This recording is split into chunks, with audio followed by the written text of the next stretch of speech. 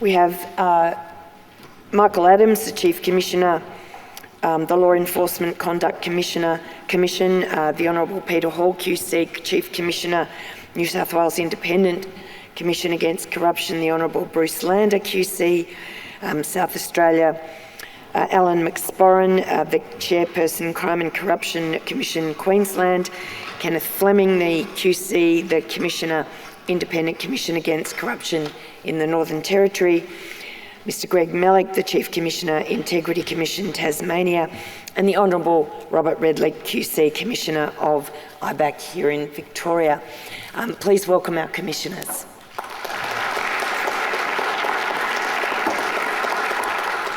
And I will invite Commissioner Redlich to set the scene for this session.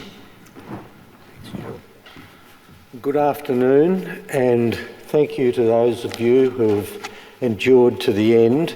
But I'm sure you'll agree with me, it's been an outstanding conference, one which has stimulated all of us. And speaking for myself, I have learned so much in the sessions that I attended.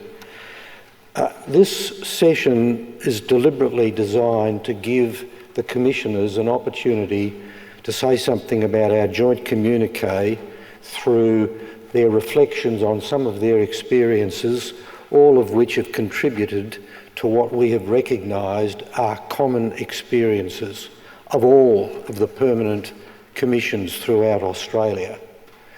A couple of things by way of preliminary. A lot of debate about what we mean by corruption, but I think it must be clearly understood in the context in which we've all met that we're not just talking about crime. We're not talking only about misconduct, which is defined in the various statutes which govern our commissions, but we're talking about breaches of standards. We're talking about deliberate non-compliance with processes that are set down within an organisation. We're talking about nepotism. We're talking about conflicts of interest. We're talking about inappropriate conduct within the workplace. Corruption is simply the term we use because it's difficult to find a single term which encapsulates all of those considerations.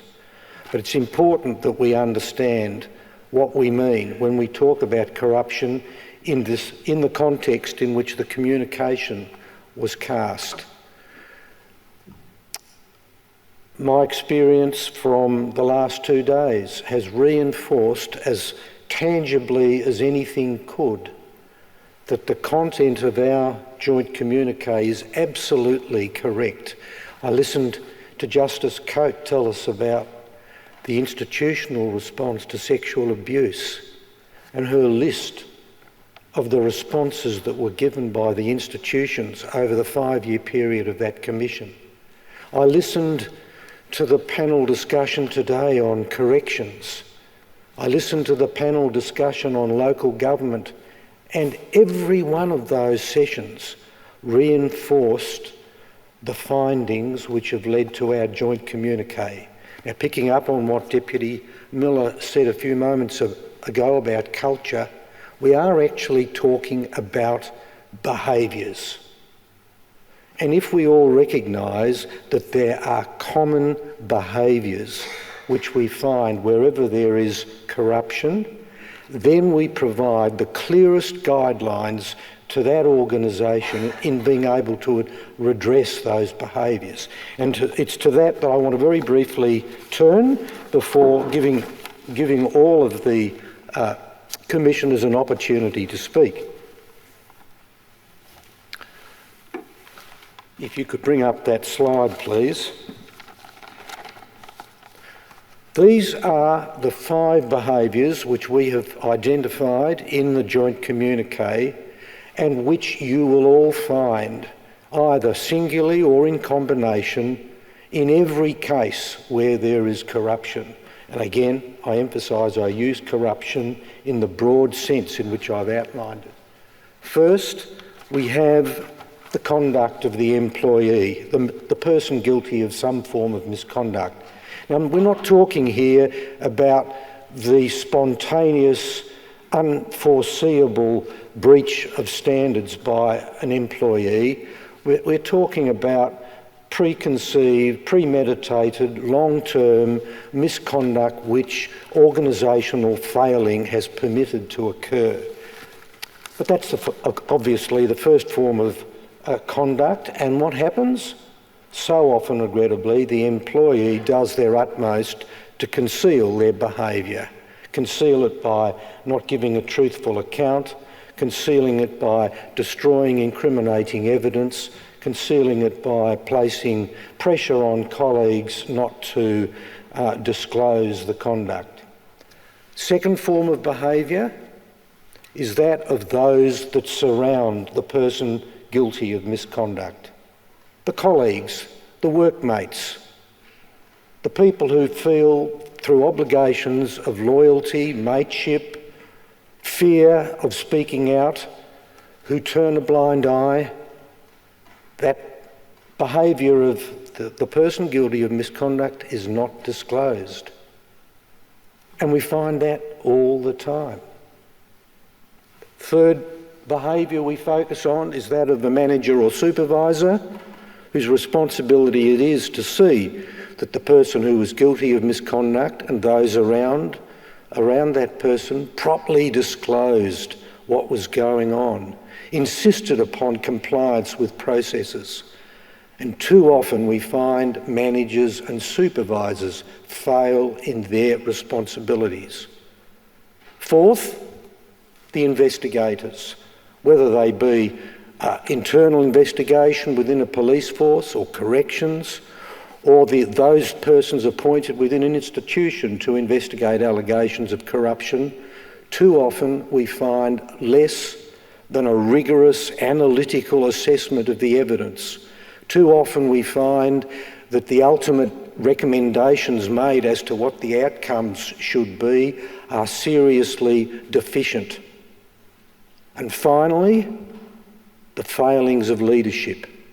We've talked throughout the last 2 days about the importance of having a leadership which is willing to expose, to publicly identify and to ensure that the right ethical standards are applied within the organisation. And so it is, and if you reflect back on the last 2 days and your experiences, you will find in every example that's been cited one or more of those failings. Perhaps Katie's right, we shouldn't be talking about a change of culture. What we're really talking about are changes in these behaviours. And the challenge to all of us is how can we best bring about those changes in behaviour. Thank you.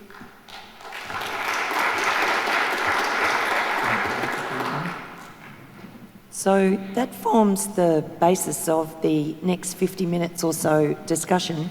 I've got a number of questions for the commissioners, but we will shortly get to an opportunity for a few questions from the floor. So I would encourage you to think about that, and there'll be some roving mics. But my first question goes to Chairperson McSporran.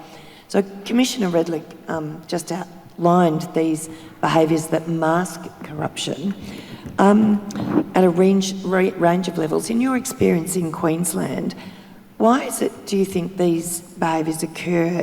What sort of things are driving them?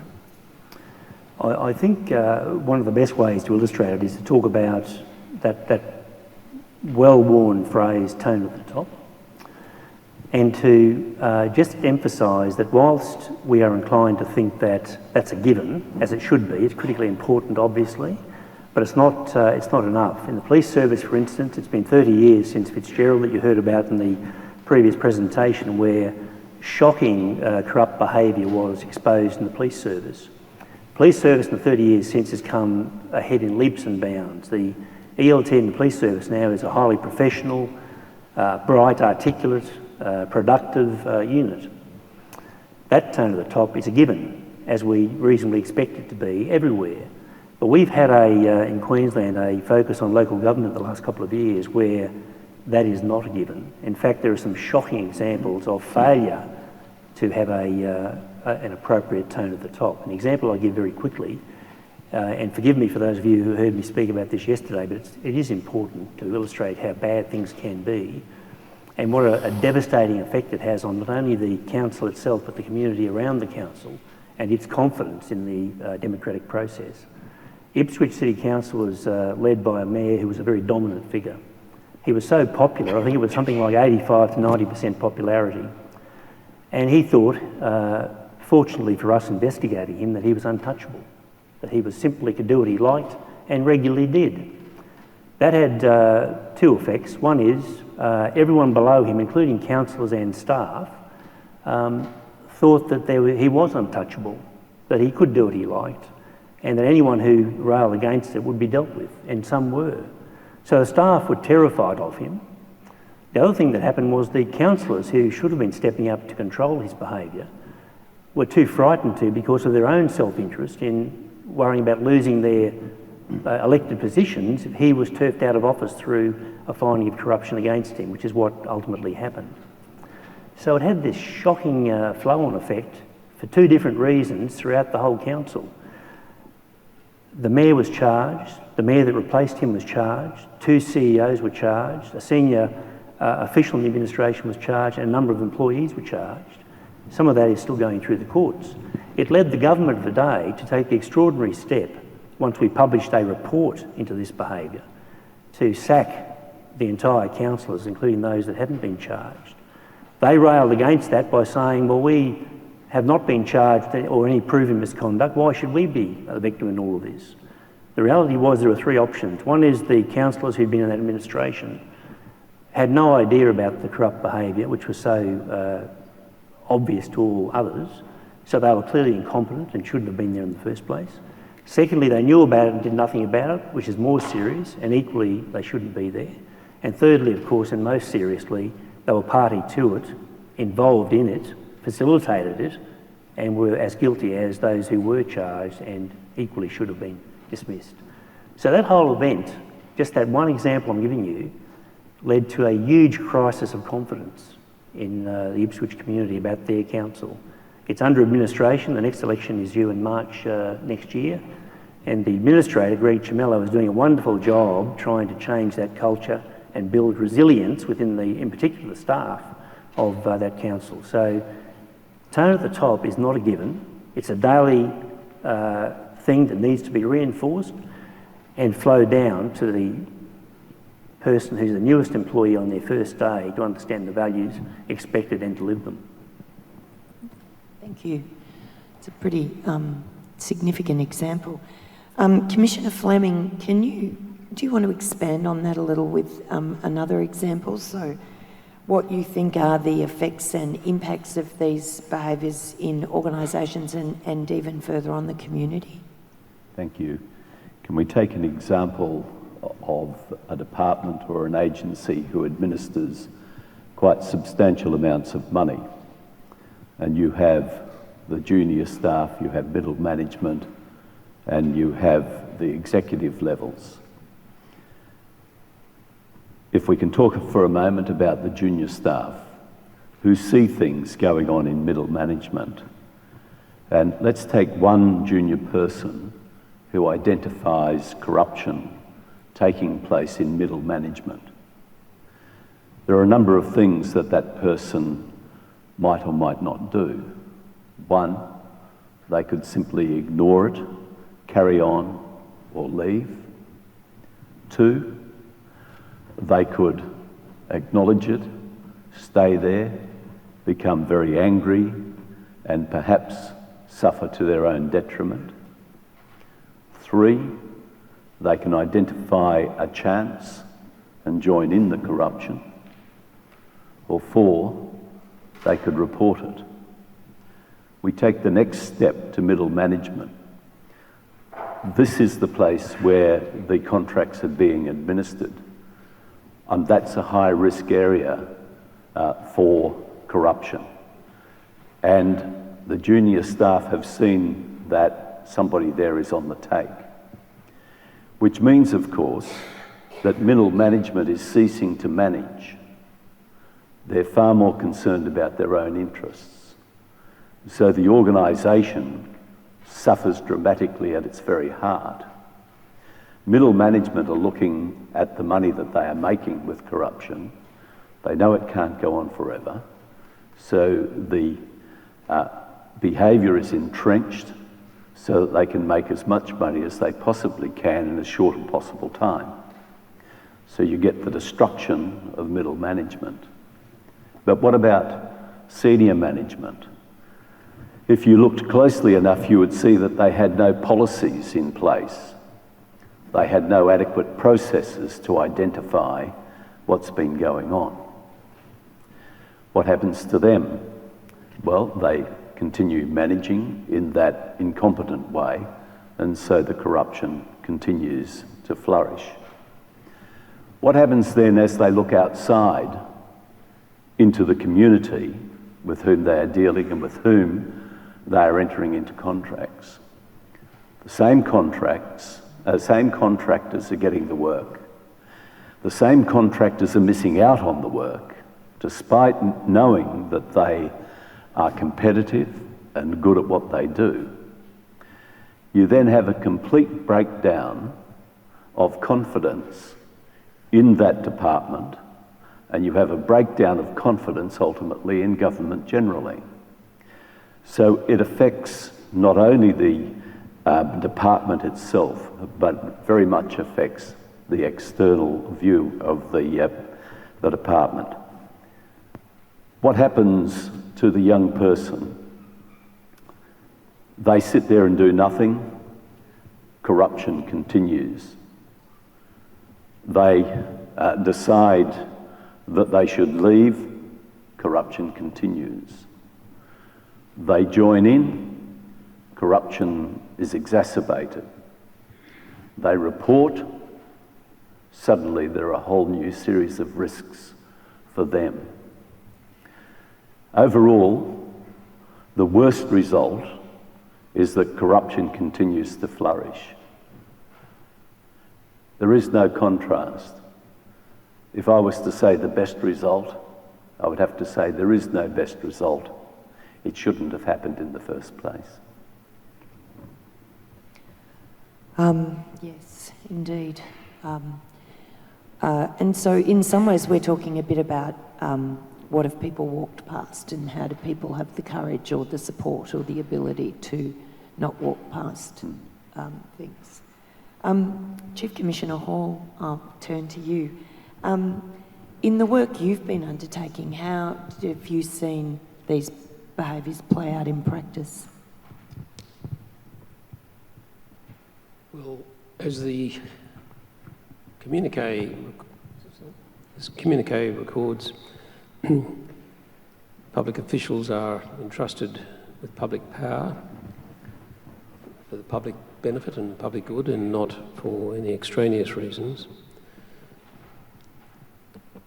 In our Commission's work and in my researches of the other Commissioners' agencies, there is often, unfortunately, some common patterns which partly reflect human nature and partly reflect deficiencies in organisational corruption control systems, and partly reflect the lack of training, instruction, emphasis on building a culture of integrity. One finds that most people in the public sector, of course, work diligently and conscientiously, but there's always going to be, I think, and certainly in our work we have noticed, that there are a range of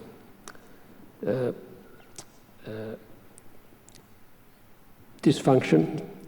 You start with cases of the public official who is deliberately dishonest. They're probably in the minority. For the others are more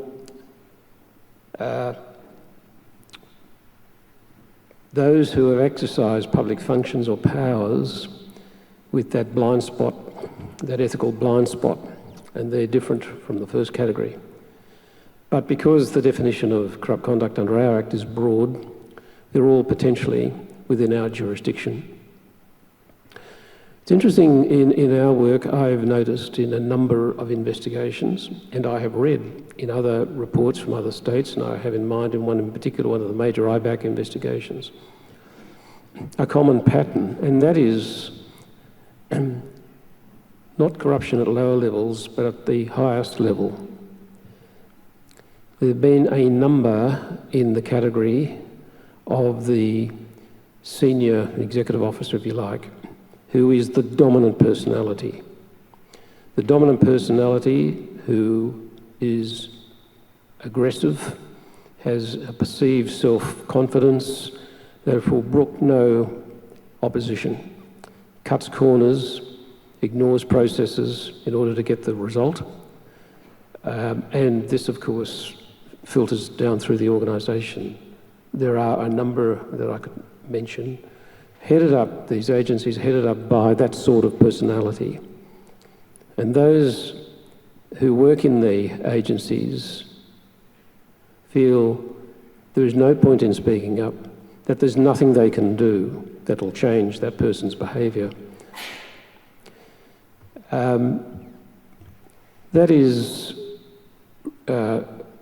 They are cases of an agency or a department that's headed up by somebody who regards it as their personal fiefdom. Often they derive personal benefits.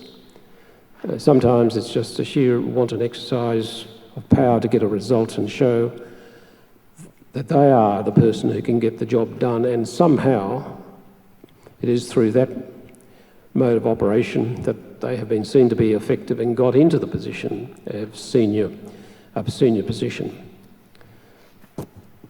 But we would want to say, in agencies like that, and all agencies, that we want to build a culture that has been spoken of here this afternoon, that puts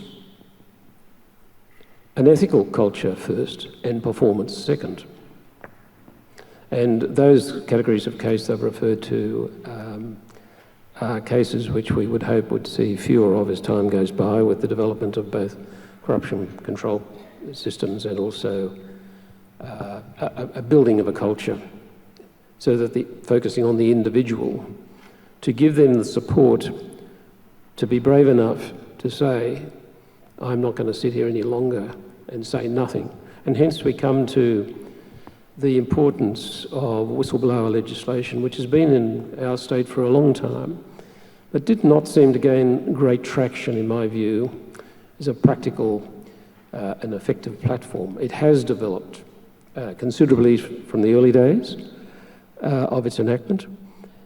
I still think there is a need for there to be proper instruction and reinforcement with those who work in the public sector, so that whistleblowing legislation is more than words on a page, that they are instructed and understand the principles that lie behind the legislation, the processes that they are available and ought to be used in order to bring to attention a corrupt leader or a corrupt colleague, that they should be ensured that there is an appointed person in their ranks or persons who they can trust to bring forward a reasonably based suspicion without reprisals. It's easy to teach and say these words. It's another one to convince people about it, and hence the reinforcement of all of that is essential, I think, in order to try and, as the communiqué has said, encourage people to step forward, to see it as a noble thing to do, and they will not be alone. The other point is that I think in order to deal with these behaviours we're talking about, we need to bear in mind the changed landscape of the public sector. Very different from when ICAC 30 years ago commenced operations, when often it was the cash in the brown paper bag. Now, of course, with technology and with the contracting out of government services through a chain of contracts, which now provides an opportunity at many points in the supply chain for corrupt conduct, whether by public officials or those who are employees of the contractors or consultants. So I think these are some of the matters that we encounter, and as I say, it is instructive when one reads the reports of other commissions to see the same type of circumstances that are conducive to corruption, giving rise to corruption. I'm optimistic that we are refocusing our techniques, our approach to both investigative and corruption prevention. And we have to, as I say, because the forms of corruption are very different from what they were 30 years ago, and they'll keep evolving, keep changing. So that I think I would urge that the words of the communique be read and reread a couple of times perhaps, because I think it does capture the essential principles which underpin the work of all our agencies. Thank you. Certainly, I think we see over and over again that dominant, powerful, charismatic individual who will brook no, who breaks the rules and will brook no opposition in so many examples. Chief Commissioner Malik, I think you've been on quite a journey with the Tasmanian public sector. You were telling me before. Would you like to comment on what's happening in that sector to tackle these behaviours? Well, the first thing you've got to remember is that the Integrity Commission, of course, is part of the public sector, and we realised quite some time ago that we actually had to change our culture.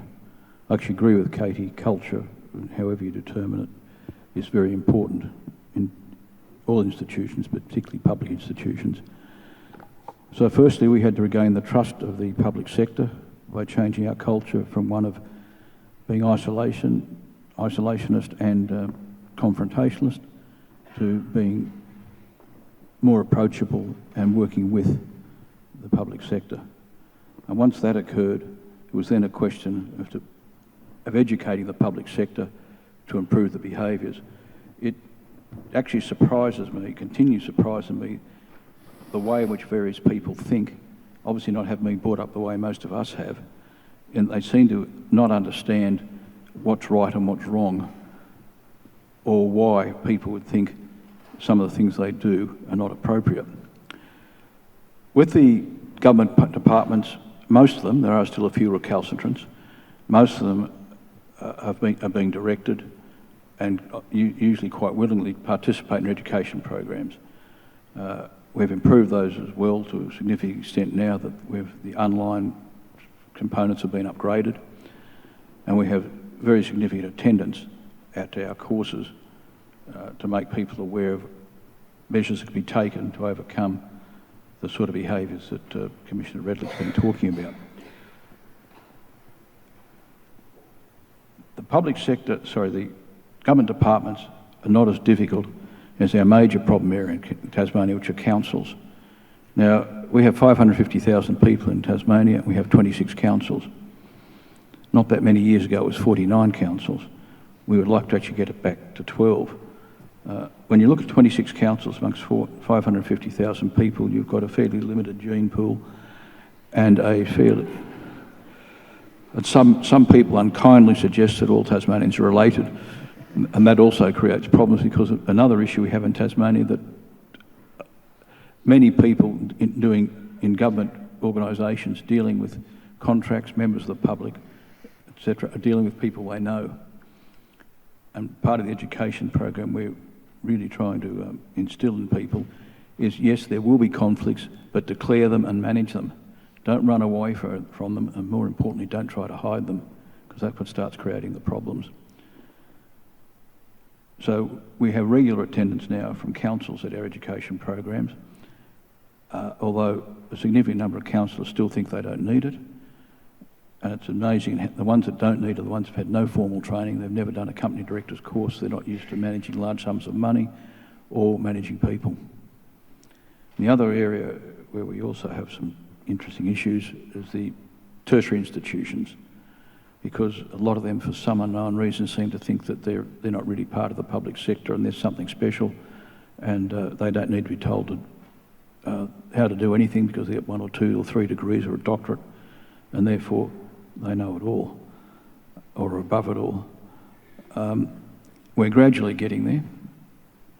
It's a long way to go, but at the end of the day, a few of the investigations we've done, which have caused the resignation or dismissal of senior people in either the public sector or the tertiary institution sector, is getting the message across. So people are becoming more and more inclined to come and seek help or listen to us. And I think that this cooperative approach is the best way to try to get rid of the factors we've been talking about. And do you think that's actually making headway? We think so. I think at the end of the day, I would like to see us to do ourselves out of a job. I don't think that'll ever happen. But there seems to have been a significant reduction in the sort of behaviour we've been investigating over the last few years. To complete the round, to Commissioner Lander. So your agency in South Australia has recently released the results of the 2018 Public Integrity Survey, which I understand was to get a better understanding of the perceptions of public servants in South Australia of corruption and inappropriate conduct. So do you have an example you want to give us of how to cultivate a speak-up culture to get these matters able to then be addressed? We carried out that survey for a number of reasons, but in particular to obtain information in relation to one of the behaviours which is addressed in the joint communique, and that was whether or not we had the confidence of the public sector such that the public sector would report to our office conduct which they had witnessed and which we should be aware of. In South Australia, there are mandatory reporting obligations on all public officers. All public officers in South Australia must report to the Office of Public Integrity, which is an office I head, any conduct that they reasonably suspect raises a potential issue of corruption or serious or systemic misconduct or maladministration in public administration. Now that's imposed upon all public officers in South Australia. The reason why there are mandatory reporting obligations are obvious. Agencies such as ours cannot know of our conduct unless it's reported to the agency, and the best witnesses of corruption in public administration are those actually involved in the public sector themselves. The report of the result of the survey was both worrying and encouraging. It was clear from the answers given by the public officers, and the sample was nearly 13,000 people, which was a significant sample for the size of public administration in South Australia. The responses clearly showed that those in the public sector had no confidence in reporting corruption, misconduct or maladministration internally. 53% of the responses said that they would be worried about losing their job if they reported corruption internally. 43% said they would be intimidated if they were to make a report internally. 22% said that would cause problems in their relationships with their colleagues. And only 25% of those who responded thought that internally there were adequate protections for people who reported conduct of this kind. So that was worrying. Clearly, most people in South Australia are not confident about reporting this type of conduct internally for the reasons I've mentioned. 40% said that they would, only 40% thought that if they did report internally, anything would be done about it. And of the responses, 25% said that they had previously reported conduct internally and they were satisfied with what was done. 75%, on the other hand, were dissatisfied with the results of an internal report. So that was concerning. As I've said, in South Australia, reporting obligations are mandatory, and what was encouraging was that 80% of those who responded knew that they had a statutory obligation to report this type of conduct to the Office of Public Integrity, which was encouraging. And of that 80%, 69% said they would report the conduct to the Office of Public Integrity. And that showed to us that we had made a difference, at least, in the public sector, such that the public sector had significantly more confidence in reporting conduct to my office than they did internally, and that we were therefore a vehicle likely to receive complaints, to receive reports from members of the public sector. So to that extent, it was encouraging. Thank you. Thank you. So I'm going to throw it open to the audience for, we've got time for a couple of questions. It's a bit hard to see you, and there are microphones. Oh, there you go. Yes. Thank you. First of all, I'd like to thank you all for the wonderful job you do in terms of anti-corruption. I think we're well served by our state anti-corruption bodies. But I'd like to know from you which one thing you would do or have the government do for you to help improve your effectiveness. Okay, well, we might just take it from the left. Commissioner Redley. Commissioner Fleming. I would love the government to start responding properly, and by that I don't mean the politicians, I mean the public servants. I would love them to feel responsible to properly report. We, like South Australia, we in the Northern Territory have mandatory reporting, but for the public sector. However, 24% only of our reports come from within the public sector. 76% of our reports come from people who don't have an obligation to report. That's troubling my organisation. We would like them to realise their responsibilities to report improper conduct. We're all independent of government, but we're only as independent as government resources us. I think it's necessary to have in place a system whereby agencies such as ours are resourced independently of the will of the executive. If the executive doesn't want us to investigate it only has to under-resource us, so it can't. So our independence is entirely dependent upon adequate resourcing. We had a 5-year review conducted which made 50-odd recommendations, which we agreed. Seems most of them we put up ourselves. The government is committed to enacting them. Unfortunately, only about 5 have been enacted because the rest have fallen down the priority list. It really would make it a lot easier for us if the rest were enacted. I think I could do no better than agree with what Bruce has said already in terms of a better funding model. It cuts both ways. If you have an independent method of funding commissions like ours, it makes us accountable publicly for the funds we are given and the reasons why we are given those funds, but it also makes the government of the day accountable, the Parliament accountable for the allocation of those funds, as opposed to the system we have currently, which is not inadequate for us personally, because we've been treated very well in terms of funding in recent years, but it's not transparent. And it has its awkward moments. For instance, recently we had to assess a complaint against the Deputy Premier, who happens to be the Treasurer, and that can be awkward.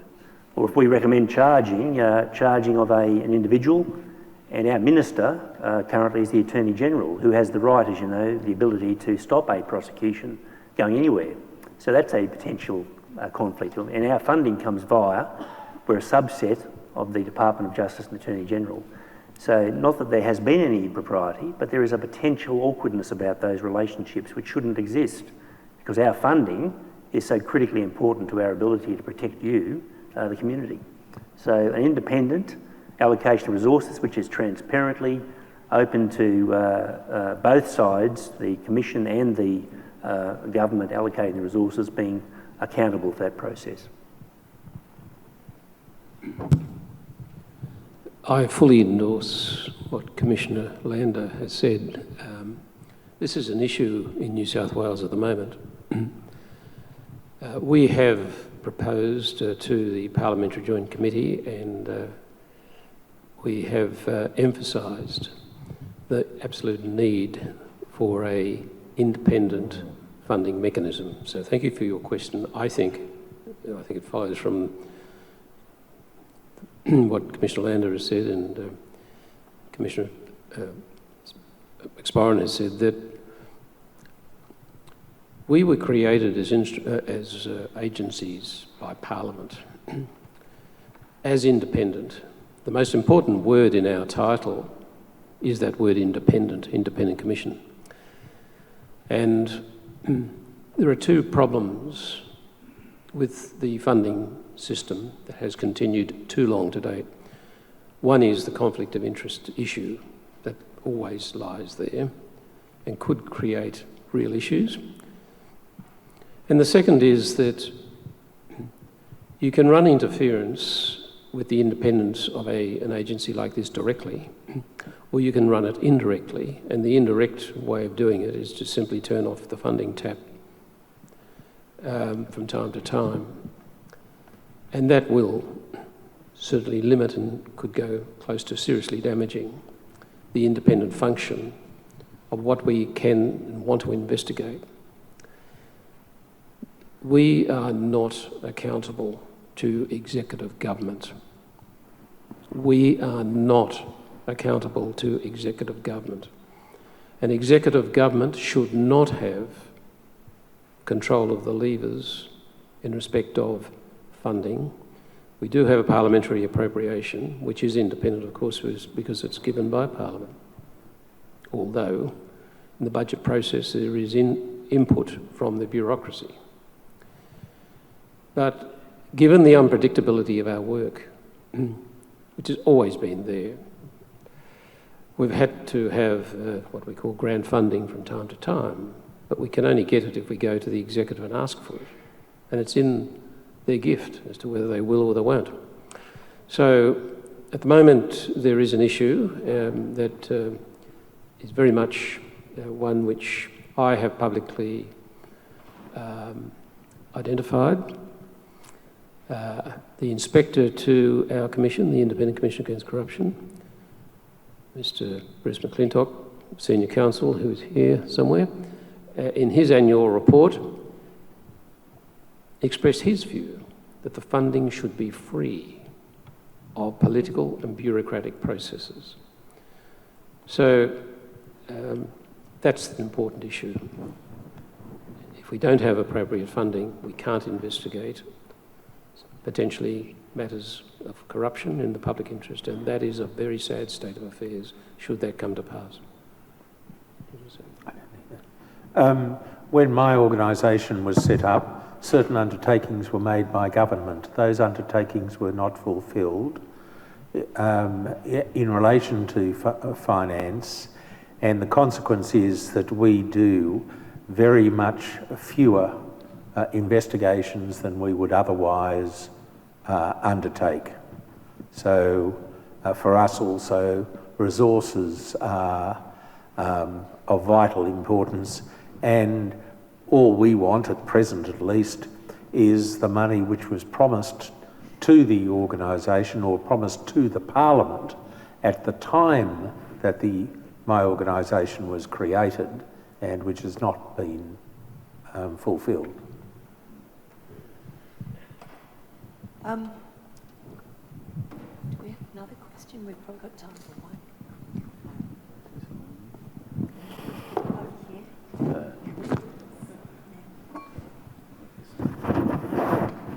Thanks very much. We've now got almost all the states and territories up and running with a federal an integrity body and the federal government with one to come. Should we start thinking about harmonisation at all? How long would that take, and is it worthwhile? How do you spell it?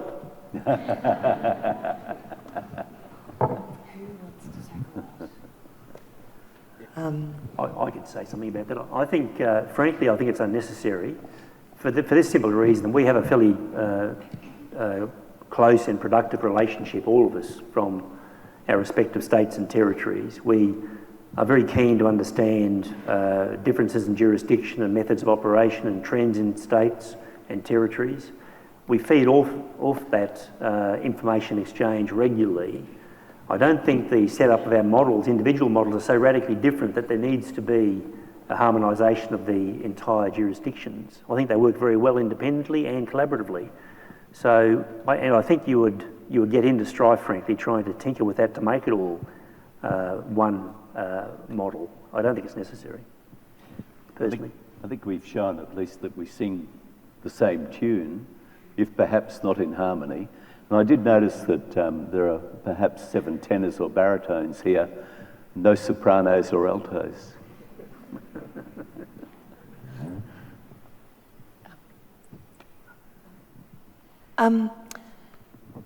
It's an interesting issue, harmonisation. I think what's important is that there's a community of learning, if you like, a community of practice around how we continue to build and understand our actions across the public sector to prevent corruption, to detect it early, to have it reported more.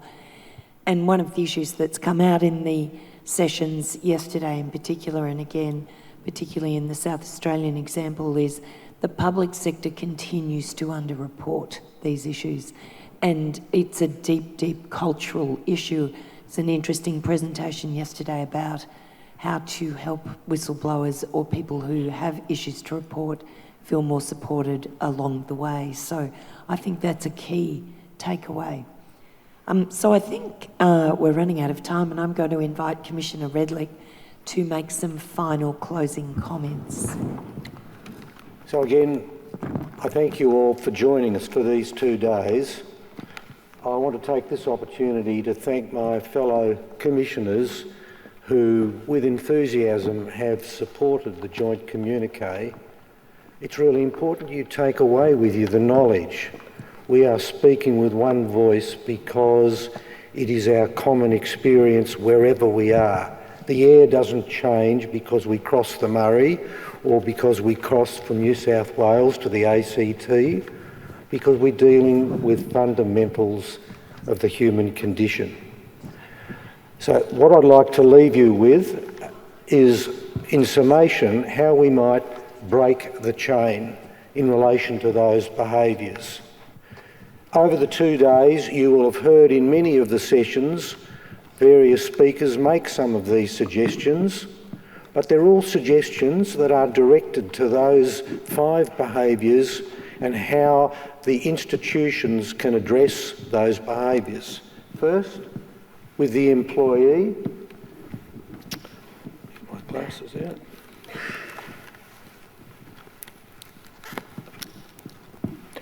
The employee should be open and honest in all interactions, held accountable, and education, ethics, policy and practice are essential to that being a realistic expectation. The colleagues surrounding the employee who might otherwise be tempted to engage in misconduct has to know what behaviours to look out for, has to know who and how to report, and has to be encouraged and rewarded for speaking up. The supervisor or manager has to know their responsibilities, has to ensure that the staff are accountable and that they are supported. The supervisor or manager has to be a model of ethical behaviour. For all those things to happen, there have to be the right processes in place. There has to be a rigorous risk assessment process that enables every institution to identify where, in relation to those behaviours, there is likely to be a breach in standards. The internal investigation processes require that the investigators are resourced and that the investigation is rigorous. There has to be proactive monitoring, and the allegations have to be reported in a timely way. And in relation to senior leadership, there has to be open dialogue about integrity. The more it's talked about, the more likely it is that everyone in the organisation will understand how important maintenance with standards is. Leadership has to raise awareness about reporting and protections that are available. And leadership has to apply an ethical lens to all its decision making. Now, each of these breaks in the change is encapsulated in two of the final submissions of our joint communique. I encourage you all to read that, to take it with you, and wherever you sit on the public sector spectrum, wherever you sit, you will have an opportunity now to contribute to the breaking of these behaviours. Again, thank you for your attendance. I've heard from so many that the conference has been a success, and it's in no small measure because of your energy and enthusiasm throughout the sessions. So I thank you for your attendance.